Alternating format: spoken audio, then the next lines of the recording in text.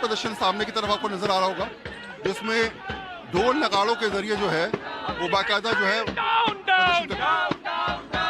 America Israel down down.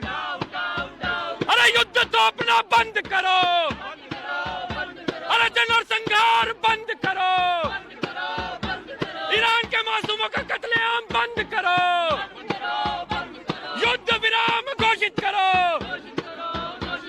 युद्ध विराम घोषित करो। क्रांतिकारी युवा संगठन है, क्रांतिकारी युवा संगठन अपना विरोध जिस तरीके से आप रख रहे हैं उसके पीछे मकसद सोच क्या है?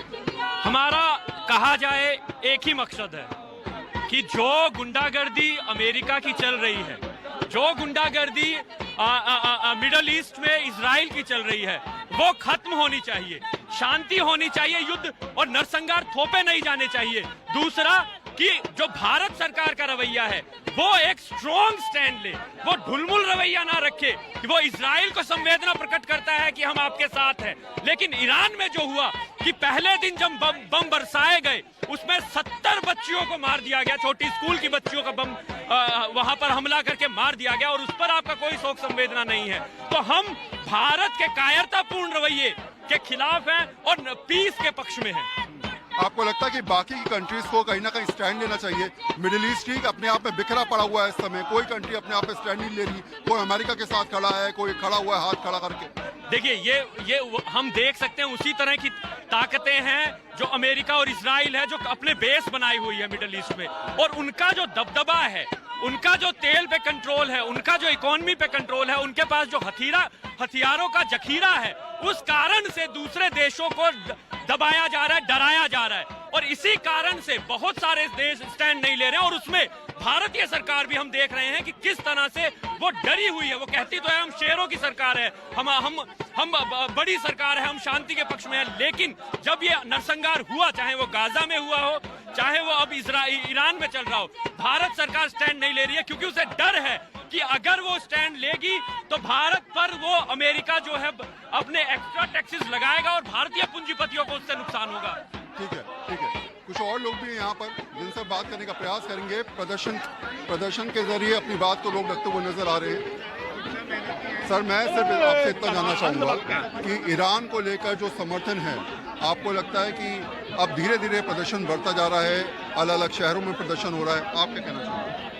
ये तो बढ़ना चाहिए। साम्राज्यवाद के खिलाफ जो आवाज़ है वो जनता की उठनी चाहिए। साम्राज्यवाद वो ईरान को ही नहीं सता रहा है, उसने वेनेजुएला के राष्ट्रपति का वहाँ से अपहरण ही कर लिया और हमला करने के लिए तैयार है। क्यूबा पर उसने नाकेबंदी कर रखी है 60 साल से ज़्यादा से, और हम यहाँ ही नहीं है, गुपचुप हमको धमका रहा है रूस से तेल मत खरीदना, वहाँ का बंद, मेरे से तेल खरीदो। मैंने वेनेजुएला के तेल पर कब्जा कर लिया है, अब मैं ईरान का कब्जा कर ले रहा हूँ। तो ये है उसकी नीति। वो है कर्ज में दबे हुए, डॉलर की है स्थिति होने वाली डामाडोल, इसलिए वो जो अमेरिका को महान बनाना चाहता है वो लूटना चाहता है। साम्राज्यवाद की जो नीति है वो हमेशा लूट की रही है और लूट के लिए वो युद्ध करता है। युद्ध वो उसने, अमेरिका ने सेकेंड वर्ल्ड वॉर के बाद में वियतनाम में कितने वर्ष युद्ध लड़ा है, और मतलब आपको लग रहा है कि रिसोर्सेस की लड़ाई है? ये रिसोर्सेज की लड़ाई है, लूट है, छीना झपटी है। हमारे को भी धमका रहा है, हमारे को 71 में धमकाया इसने, कहा कि हम हमला कर देंगे। तो ये है, ये नीति है इनकी लूट की। ठीक है, कुछ और लोगों से बात करते हैं। सर, सवाल वही निकल के आता है, क्या ये रिसोर्सेज की लड़ाई है? क्या आप ये माने कि सारा का सारा गेम जो हो रहा है वो रिसोर्सेज के नाम पर हो रहा है? ये देखिए, ये बिल्कुल यही है, ये पहले भी हुआ ना, ये ढूंढ ढूंढ के एक नए नए बहाने लेकर आते हैं, इल्ज़ाम लेकर आते हैं, और उसके बाद में उस मुल्क को तबाह और बर्बाद करके उसके संसाधनों को हथियाते हैं। ये सारा का सारा चीज़ है। जहाँ पर ये सब कुछ नहीं है वहाँ पर क्या हुआ, कहाँ पर, वहाँ पर कुछ नहीं है। ये क्यों छोड़ के भागे अफगानिस्तान, वहाँ पर कुछ भी नहीं है।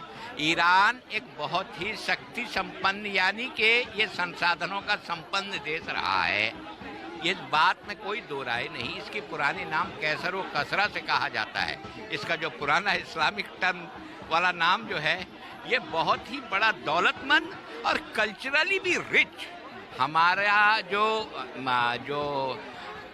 बिजनेस का जो रिलेशन है, हमारा ट्रेड रिलेशन के साथ साथ में हमारा कल्चरल रिलेशन भी हिंदुस्तान का उनके साथ में रहा है। ईरान हमारा बहुत ही पुराना दोस्त भी रहा है और हमेशा के लिए वो हिंदुस्तान के साथ में खड़ा हुआ है। पाकिस्तान को नकारा है उसने, हमेशा भी जब चाइना की बात आई तो हिंदुस्तान के साथ में खड़ा रहा। ठीक है, कुछ और लोग भी हैं यहाँ पर, हम लगातार लोगों से बात